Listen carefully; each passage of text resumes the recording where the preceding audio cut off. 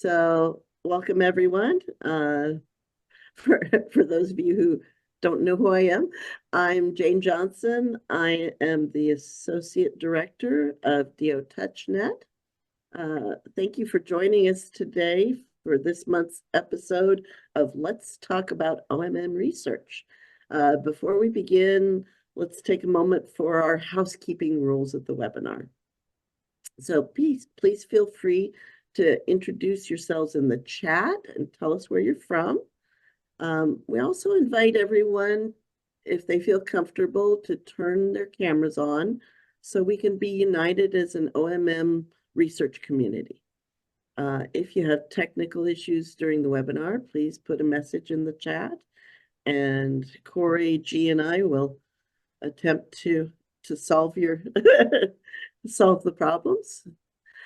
If you have any questions or comments during the presentation, you can please feel free to also type those into the chat, and please feel free to address each other's questions and comments there. Also, we'll have time for discussion and questions at the end of the presentation. Please keep in mind that this webinar is being recorded and will be placed on the public DO-Touch.NET YouTube channel. So without further ado, today is our Let's Talk About OMM Research Journal Club, entitled Retention of Tissue Texture Changes After Cervical Muscle Energy and High Velocity Low Amplitude Intervention, Implications for Treatment Intervals, with Marie Zeller. Marie is currently an associate professor of family medicine and osteopathic medicine at Lincoln Memorial University-DeBusk College of Osteopathic Medicine, medical director of sports medicine and student health, and team physician for the LMU Railsplitters. Living in Eastern Tennessee and teaching at the Osteopathic Medical School, she serves the underserved and underrepresented athletes of all ages and advances the continuum of high-quality osteopathic sports medicine, outreach, and education in the rural setting. She is a graduate of the Des Moines University College of Osteopathic Medicine, where she also completed a pre-doctoral fellowship in osteopathic manual medicine. She completed a residency in osteopathic family medicine at University Hospitals in Cleveland, Ohio, and integrative medicine at the University of Arizona. Dr. Zeller also completed a fellowship in primary care sports medicine at University Hospitals Regional Hospital and Rainbow Babies and Children's Hospital in Cleveland, Ohio. I hope I got all of that right. She has since worked as core faculty for sports medicine fellowships at University of Chicago and University of Pittsburgh. She has served as head team physician for several large events, professional, collegiate, high school, and youth teams in Chicago and Pittsburgh. Her research and clinical interests include the effects of early youth sports specialization, medical education, transgender athletes, percutaneous tenotomy, okay, good, and regenerative medicine. She's an AOA board certified. She is AOA board certified in family medicine, OMT, and sports medicine. So please help us welcome Dr. Zeller. Thank you so much. I'm going to start sharing my screen here. Give me 1 second. It's on my last thing. So I can usually do this off the top of my head, but I figure since people are following me, I will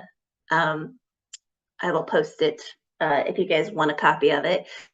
I will say, full disclosure, I always like to tell people why I wanted to do this specific article, and it is because I get questions a lot from students, from even practicing physicians, from residents, from fellows, is why do you always tell the patient 1 week or 2 week or 3 week or 4 week? How do you determine when they should come back. And so this article popped up, which I had known, full disclosure, the lead author on this was one of my co-residents who was talking about this back in 2000, this might date me, 2011, that they had started this research. So this is literally continuum research that started back in 2011, 2012, that they've been able to reproduce, which is pretty cool. But I told her I wouldn't be nice just because she's my friend. So she's full disclosure, she knows I'm going to be rough on her. So here's the actual study citation. If you want a copy of it, feel free. I can attach it to the PowerPoint if anybody's interested in it. I also have the original article, the research that this was based off of. Marie, we're seeing your PowerPoint screen, not the slides. Give me a second. Well, I don't have any notes if you don't.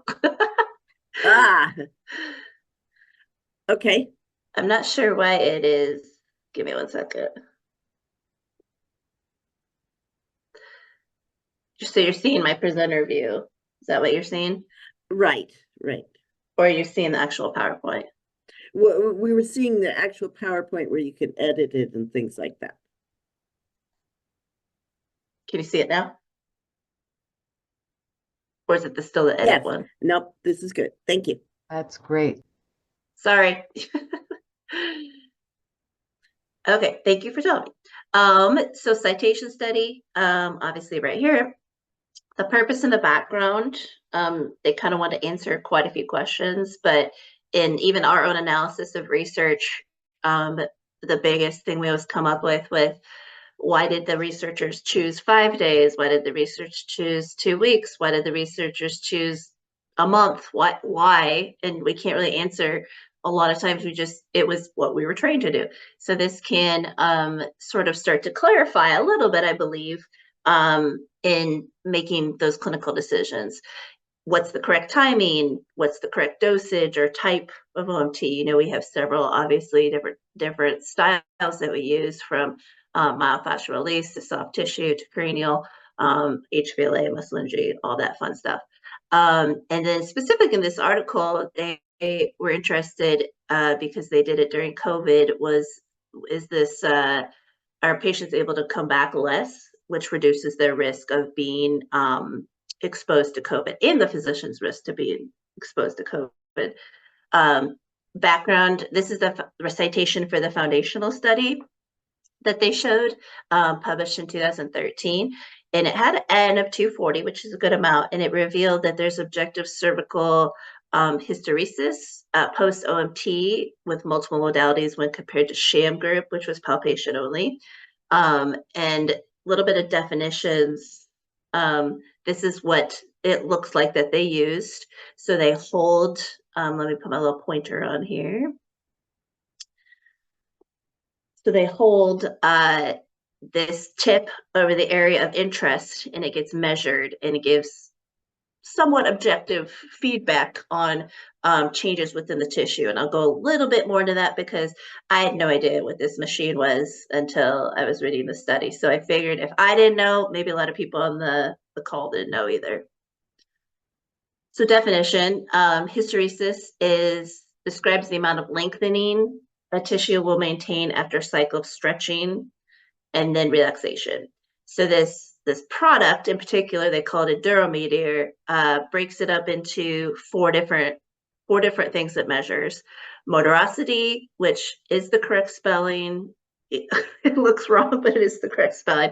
Goes overall dysfunctional segment, mobility, which is the range of motion of the segment, frequency, time it takes to get either to the restrictive or the physiologic barrier, and then fixation or resistance of the tissues. So again, when we're palpating, we're kind of also feeling for a lot of those things. So I feel like they're using it as a objective finding to our palpation skills. Their objective is to determine whether significant change in cervical hysteresis would be observed after each treatment, regardless of the treatment interval. Okay, so the goal of this is I'm going to give about 10 minutes of a breakdown of the actual study, give a couple of my thoughts, and then kind of open it up for discussion if that's okay with everybody. But if you have questions as you go, feel free to chime in. I can clarify. I will say one thing, I'm not a physics expert, so asking me about all of the adaptations of that machine, I may not be able to answer.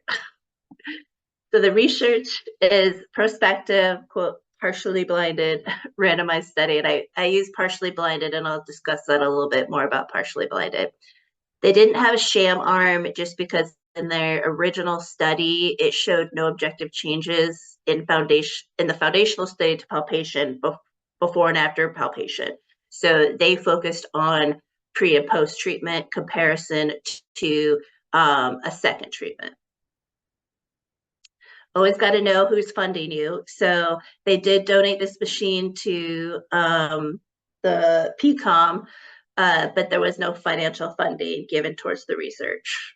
So when you're looking at articles, looking at funding, the population they included or went for versus what they got. So this is their inclusion criteria was 18 to 65 with palpable cervical dysfunctions, enrolled in the previous foundational study, so they took a sample size from there, no contraindications to having the treatment, and they had to have baseline neck pain.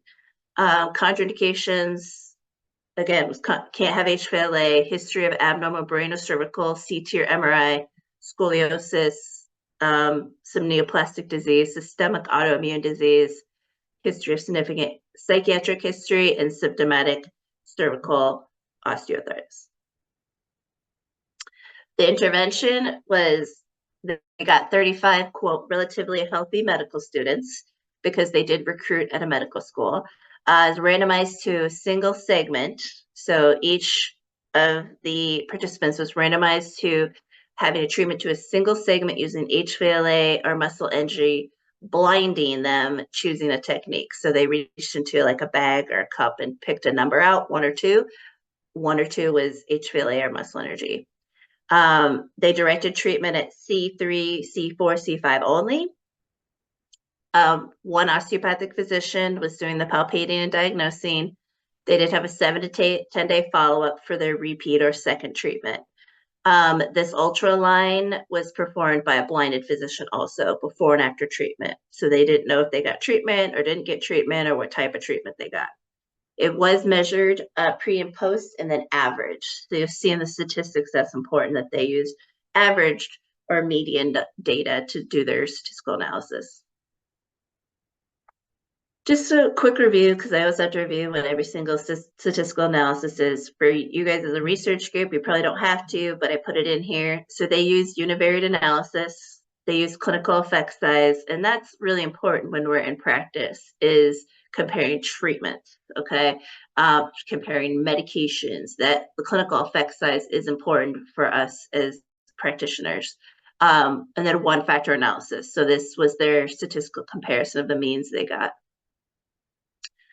What they actually got was a sample size of 34, as we said. All were medical students, 23 female, 11 male, age range 23 to 27.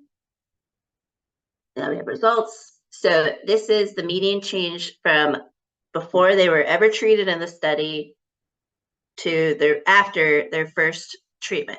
So you can see everything that's in the yellow is statistically significant values. So there were significant changes across the board. So this was statistically significant as a change from baseline to their first manual treatment. And down here, the OA is the occiput on C1, AA is considered the C1 on C2, and then you have C2 diagnosis, C3, C4, just for clarification of terminology here. You will see something interesting here that it looks like the OA and AA, if you look OA, AA here in frequency, and the OA, and this was approaching statistical significance, were the areas that showed the most changes statistically. And this is the clinical effect size after the first treatment. So we want to get above 30, which is where this line is. So overall, this hit between both pre and post first treatment, a clinical effect size change. But again, you'll notice OA, AA, even C3 were a little bit more higher above on this clinical effect size. I'm going to talk about that. And now this is the important slide that they found is this was between their baseline after their second OMT treatment. And what they showed was that there was no change, which meant that, I'll talk about it in a second, that they didn't have much change from after their first treatment to their second treatment. And what that shows is, and I'll talk about this in the results a little bit, is that it basically stayed the same. So that's what that means, is nothing changed from this point. So let's talk about the summary just for a second. So first treatment with the durometer, changes were still present before the second pre-treatment. They suggest in the study that that could mean that the body is still recovering or healing or changing or adapting to the changes that were done in the first treatment. They're suggesting that longer than 2+ weeks would have been is appropriate for our treatments. They also suggested that reduction in cost, patient and physician safety from obviously the pandemic, and then the efficiency of the treatment may be improved. Let's go. So their discussion, and they had a really good discussion about their limitations, I believe, was that C2 through 5 were the only segments that were treated. There were other changes that we saw in the OA and C3. So they thought that might be tensegrity, where if you change one area of the body, another area has to compensate. That's what tensegrity means. That's how I interpret it, to adapt. The other two techniques, only two techniques were assessed. So in our sicker patients, they may not be able to tolerate HVLA or muscle energy.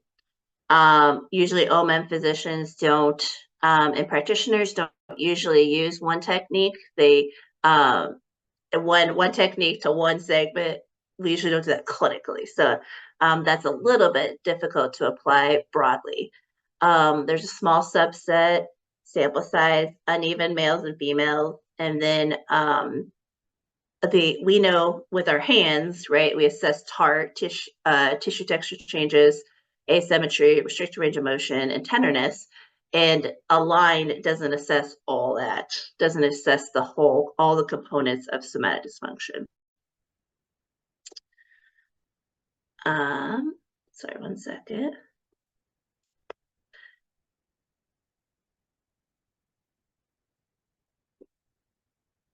There we go.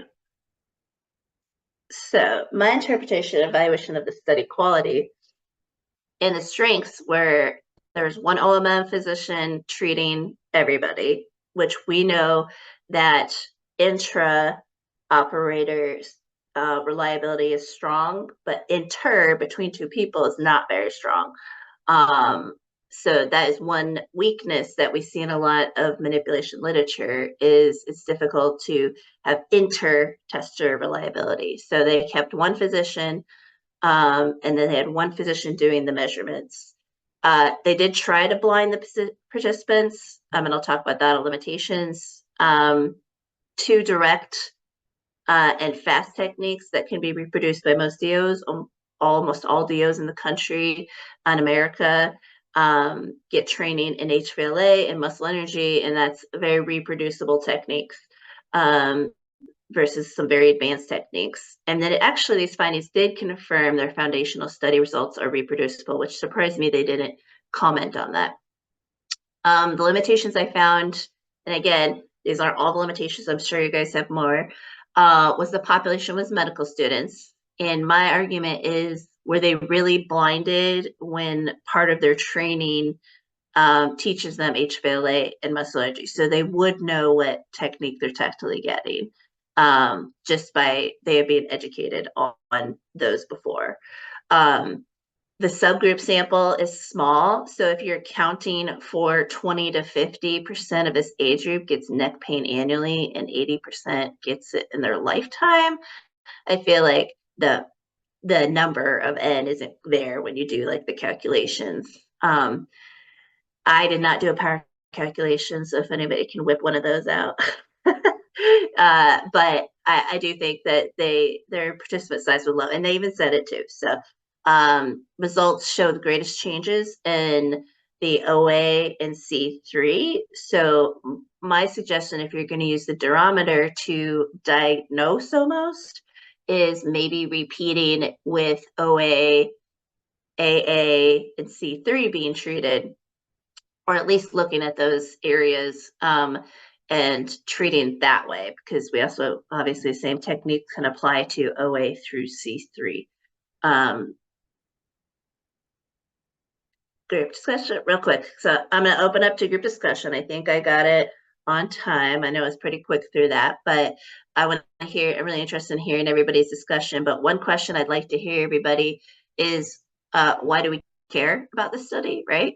So I'd like to hear what people think. Would you consider from just this article suggesting 2+ weeks between treatments? I know Dr. Still used to have people come and stay for, weeks, months on end. It would treat one region a day or treat one region every other day, find the biggest lesion and but have them come consistently. I just want to hear your thoughts about how you guys practice and would this change your practice? And then other comments you guys have on the article would be open.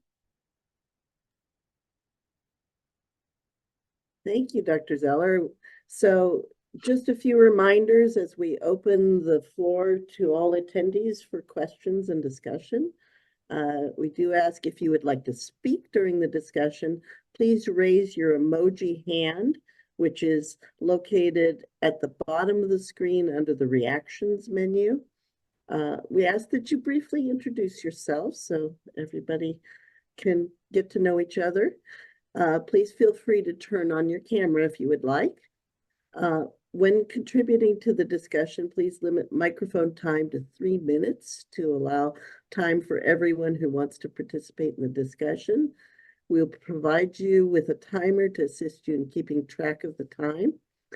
After everyone has had the opportunity to make comments or ask questions, there may be additional time for comments or questions. And the moderators will be happy to read questions or comments if you would prefer to type them in the chat. And please feel free to address each other's questions and comments there as well. So we will open to discussion.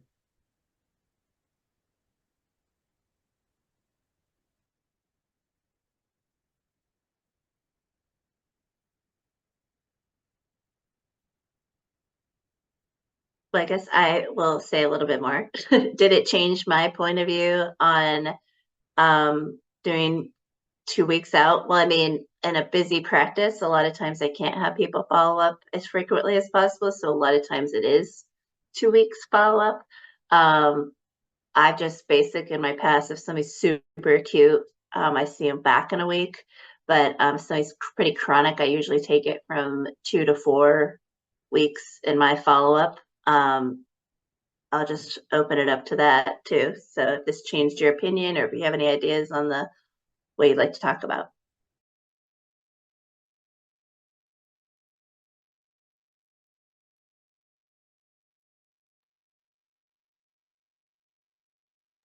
Angelique Mazzara here. I'm in Chicago. I'm a physiatrist, did sports medicine fellowship way back when, and 94, 93, 94. You are commendable for all that you're doing. And so if I wish I were 35 again, but anyway, so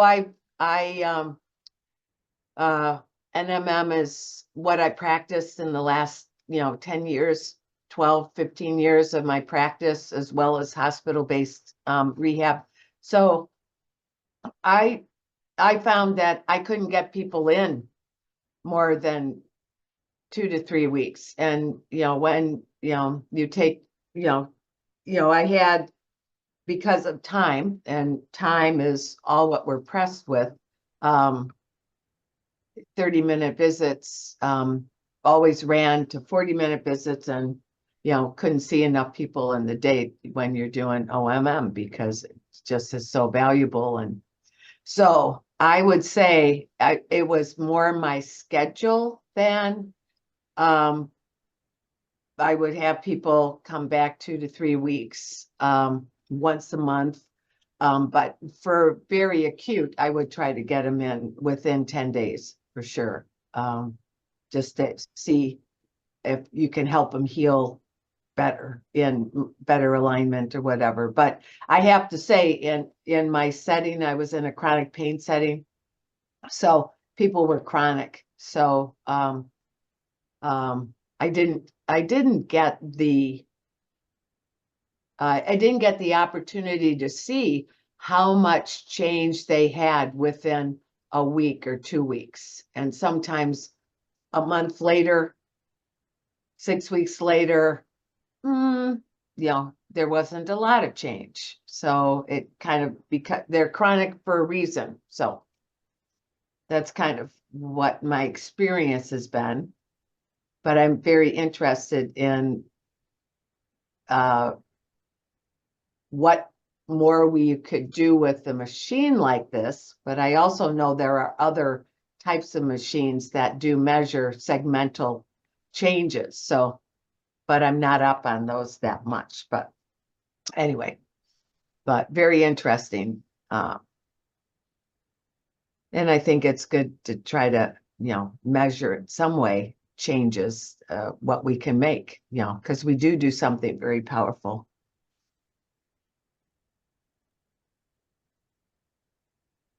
Thanks, Angelique. Brian, you have your hand up. Yeah, thank you.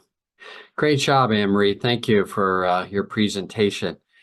I just need to make sure that I am remembering the methodology clearly. So I was wondering if you might be able to just quickly do that, because I have a couple of concerns that I'll raise after I make sure that I have made the right assumptions about the methods. In regards to analysis or into their treatment? No, just to the process of what was done with the patient. Yep. So they were recruited from the database of people that were in the previous study. So most of those were medical students from the previous study. So they got transferred back into that so they could reapply. What would happen was they would, on their first treatment, they would have a blinded physician do the scanning before the treatment. And with the align, the durometer, excuse me, I'm blanking on my brain here. Yeah. Durometer. Yes. Do you know if the person who was doing that was the same person as well? I know you said the person doing the treatment was the same. Yes, those are two different people. Yep. So one was doing the measurement and one was doing the treatment and diagnosing. So there was just two people doing it. They didn't know each other's results. And do you know whether the person doing the durometer has demonstrated reliability in their own skills? Yes, they were. Okay. Yep, they were specifically trained by the product people. Yeah, and I asked that. I actually called her and asked, because she's the one who was doing it. I called her and I was like, "Did you get training on this?" She's like, "Yeah, I had to go through like 20 hours or 30 hours with the actual people that make the machine." So yeah, she had all the training completed. And this is Precious, right? Yeah, this Precious Barnes. Yep. Okay. Yeah, and so then she by far is the greatest expert in the use of this piece of equipment. So that's a good sign. Yep. And they did measure 4 times, so per each segment, to make sure, and then they averaged. Okay. And so that was post treatment, and then they waited 2 weeks and repeated that? Yes, 7 to 10 days, and then did a pre and a post again. Yep. Okay. Okay, so one of my concerns is the fact that there was no control group, right? Mhm. You know, without the control group, we have no idea what is just kind of circumstantial in regards to the changes and so forth. So I think that's a pretty big limitation. And I can answer that. They did comment on it because they found that in their original study, the foundational study, they did have a sham group that was just palpation. And they showed no differences across the whole treatment protocol of changes within the sham treatment and the durometer changes. So they didn't include that. And they say that, right, they say that it does, I think it's on the first page that they chose not to do that because of those findings, but I agree with you. Yeah, even just the inherent variability of a person not even getting the examination component. You know, we know the musculoskeletal system is different from one day to the next on our patients, in factoring that in. So, all right, thank you for your feedback on that. Thank you. I'm glad you know Precious. She's awesome. Yes. Bill, I see you have your hand up. So I want to drill down a little bit about the reliability issue. Well, apparently there was good training for the observer, the independent observer of the outcomes. The physician who diagnosed the cervical spine and provided the treatment, I didn't hear that there was any reliability data provided. While your comment was that intra-rater reliability is better than inter-rater reliability. Maybe I'm behind in the literature, but I'm not aware of any literature establishing even intra-rater reliability for manual medicine being very robust. And even if there is general literature, ideally, that specific physician's reliability should have been established and documented.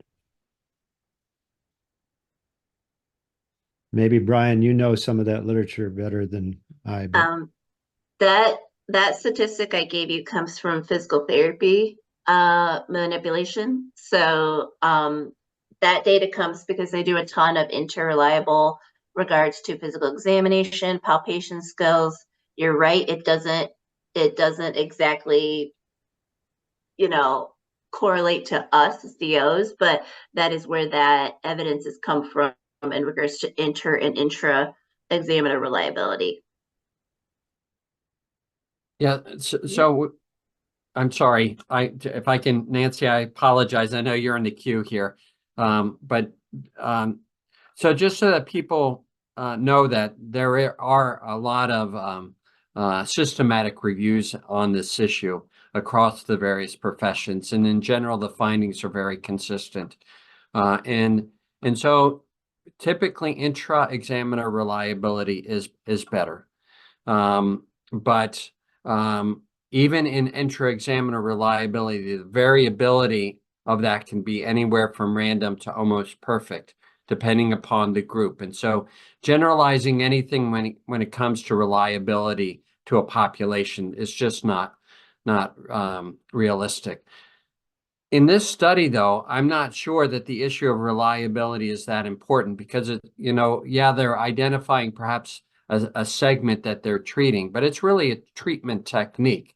And we don't really evaluate reliability in treatments.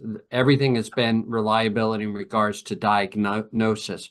So I think I probably would not have even, spent much time on that issue because it's really what they did is they did a treatment, a muscle energy or high velocity technique to see what impact that had on these tissues.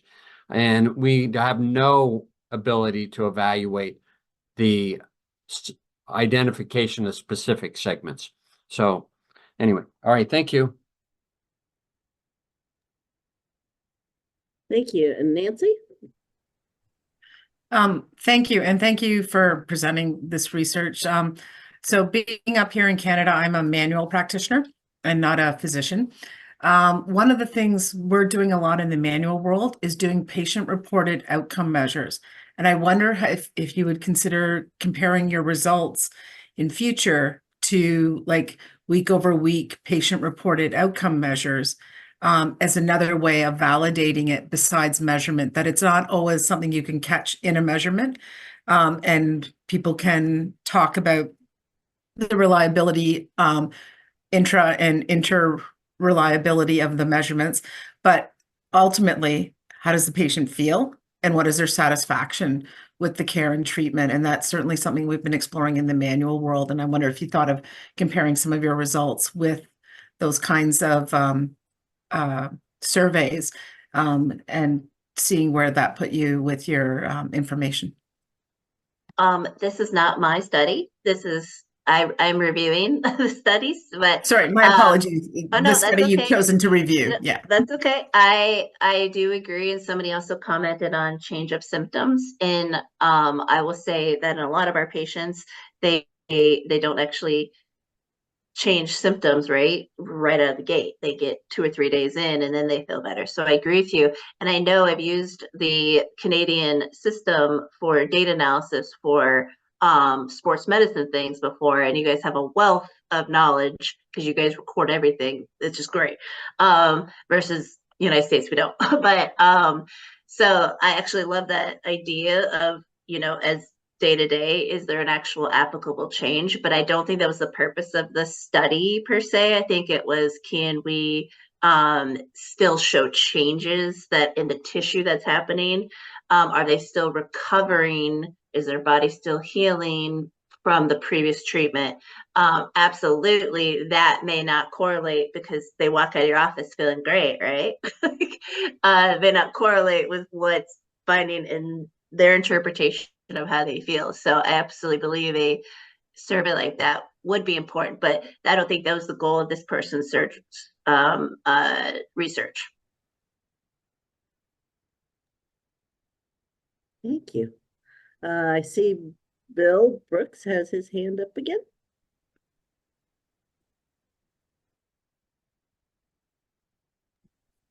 Well, I'm going to take a little issue with my dear friend, Dr. Degenhardt. So kind of the assumption here is that the treatment's being done and people are somewhat benefiting from it. How long does it last? But what if they're actually getting irritated or injured from it? So in the absence of solid diagnosis to base the treatment upon, I think that that's certainly a confounding issue. And so that's my comment. Let me state further. I've cared for chronic pain patients for 40 years, and I can't tell you how many of them have been to practitioners in another profession who say initially they feel better, but as they kept getting the same treatment over and over again, they felt a lot worse. And then when I evaluate them, the dysfunctions that I find, I don't think have been addressed at all. Often the transverse plane motion is very robust, and they can't even bend, but their side bending is completely absent, etc. So I do think that to really make this meaningful, it has to be anchored in diagnosis that is a formidable challenge for all of us, both clinically and research. But so I welcome your response, Dr. Degenhardt. I bet I'd be happy to give that. Absolutely. So the reality is we have no evidence to support diagnostic accuracy of our work. We have done a lot of work and as well as a variety of professions to try to demonstrate that. And when it has been demonstrated, it's been demonstrated on small groups of clinicians who basically don't necessarily sustain any research in that area to try to demonstrate whether this is an ongoing skill set, or whether it is just based off of they were lucky that one day. So the issues of reliability diagnostically, that is just an issue that we all have in the field of manual therapies. It's an issue that requires a lot of continued research. So for us to combine a diagnosis study to direct a treatment intervention is probably really beyond the scope of anyone's individual project. It makes a lot more sense in this situation where you have an objective measure, a durometer that looks at the tissue compliance, and if you can do two techniques within the zone that the instrument is being done, to make it a clean, just once again, a treatment intervention, and it can be guided based off of a person's hands to localize where that is. But I think we have to be realistic on what level of questions we are asking and what's realistic on what we can answer from the data.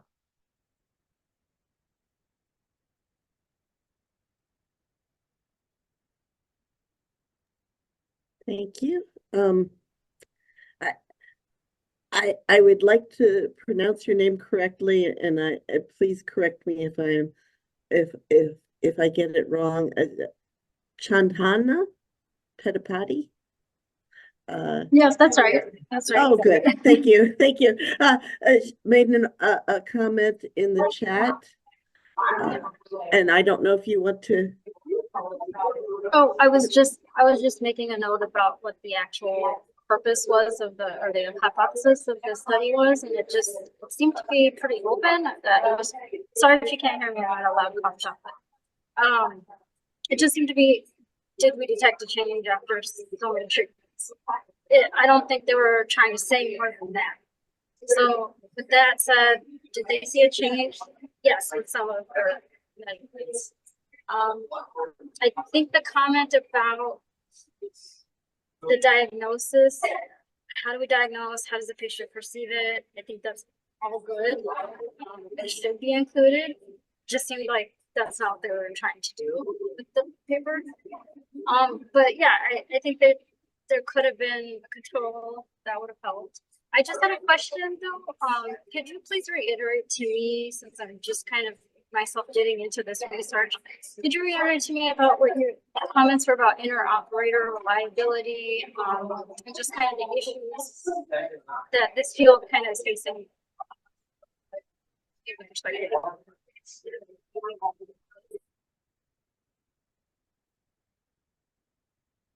But that's open to anybody who wants to answer that.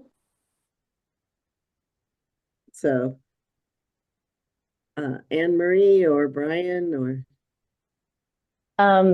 In what, I'm sorry, I was cutting out. You wanted to know a little bit more about the intraoperator versus. Yeah, I think I'm not sure if Dr. Degenhardt mentioned this or so a couple of you did, but something about the intraoperator reliability, and is that like good in this in these studies generally, or is this like an area that needs, better measurement? Or... That's a good question, and actually starting a project on that. So we're actually using 3D modeling and putting things into specific diagnoses and see how good actually intraoperator reliability is. So we're doing 3D models of bodies and making them look real and feel real. So you're absolutely right. There is more research that needs to be done, but when you look at orthopedic, manual, across the board,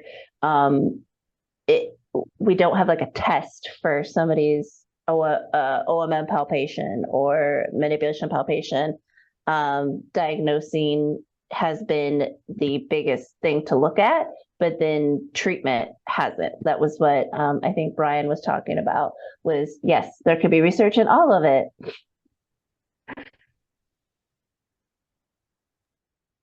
Thank you. Lots of room for lots of research. Sorry. Yeah, in this field, it is wide open. for sure. And there's been a lot of research, but unfortunately, a lot of it has been research learning to do research. And so we have a big quality related issue that we are still needing to overcome. So the challenge certainly that we have is that when we are working on humans, the system is not stagnant, it's not stable. And so it's really hard to evaluate any type of reliability or accuracy in that sad situation. Just like, you know, if you took a blood pressure cuff and take two measurements right after each the other and they're different. Well, does that mean that the tool is useless and not reliable? Well, no, that just means blood pressure is always changing, and you need a certain level of research to be able to manage that inherent variability. And I think that's what we're needing to do in the osteopathic world, and we're not even close to having the infrastructure to do that yet.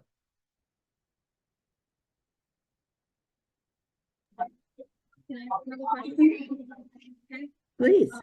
Yeah, so actually, in terms of the inherent, variability, I experienced that too. I was doing a flow study with flow method, and I couldn't simulate or get any kind of data that was similar to human because there's so much variability, just even the cardiac pulse.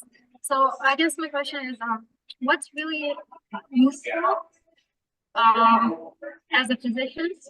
You're looking at your patient, you're diagnosing them.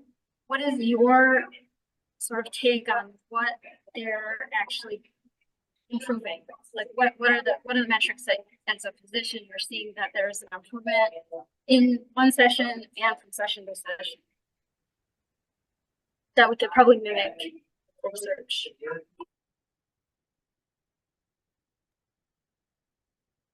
Well, I think obviously it's brought up, but like patient symptom relief, right? So this happens in regenerative medicine a lot, where I do a ton of ultrasound and I do tenotomy or platelet or plasma or prolotherapy, and they jump off the table and they feel great, okay? But I can't objectively see that on ultrasound changes unless I look under a microscope, maybe.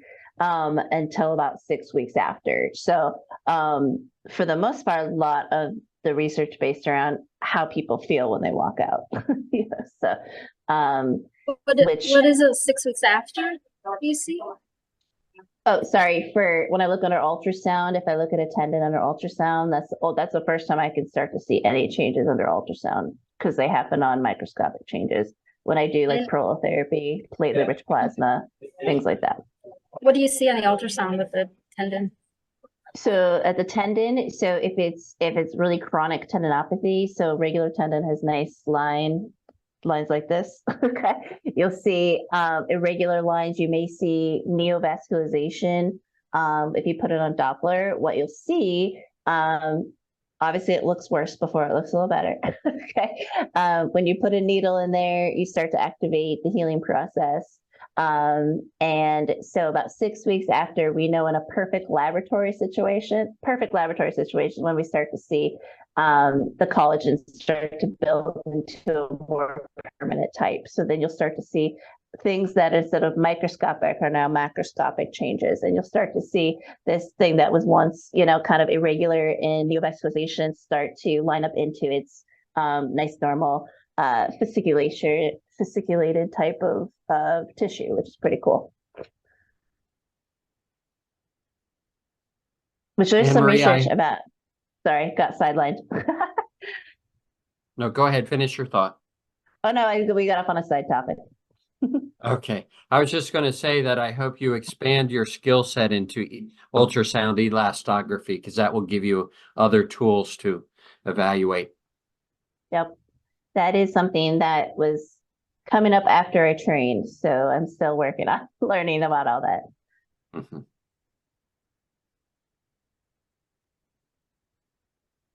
Excellent. Well, thank you once again for a great journal club and a wonderful discussion. It was very enjoyable. And So don't forget that this webinar recording will be placed on the DO-Touch.NET YouTube channel where, you know, we can continue the discussion in the comments there. Watch your emails for an announcement of when the recording is available. And thank you to Dr. Zeller for agreeing to oversee this journal club. I have a couple of announcements. Our DO-Touch.NET annual meeting is next month. It's on Wednesday, March 6th at 12:30 p.m. U.S. Mountain Time. It's being held in Colorado Springs, Colorado at the Broadmoor. And we also have Zoom access available for those who can't make it in person. If you haven't registered yet for the annual meeting, you can do so by visiting our website, do-touch.net. Also remember that our Let's Talk About OMM Research webinar series will be holding our webinars at 1 p.m. U.S. Central Time on the third Thursday of the month, starting April 2024. For those of you in Europe, that is Thursday at 8 p.m. Thursday evening. So our webinars will still continue to be recorded and placed on the YouTube channel for viewing. So we have changed the format for the LTAOR, where we will be doing network updates only twice a year, once at the annual meeting and then once in the fall in September. And we will not be having LTAORs over the summer, and we will not be holding an LTAOR in December. So, but we will, our next Let's Talk About OMM Research will be an educational webinar on April 18th. So we will hope to see you then, and thank you for joining us today.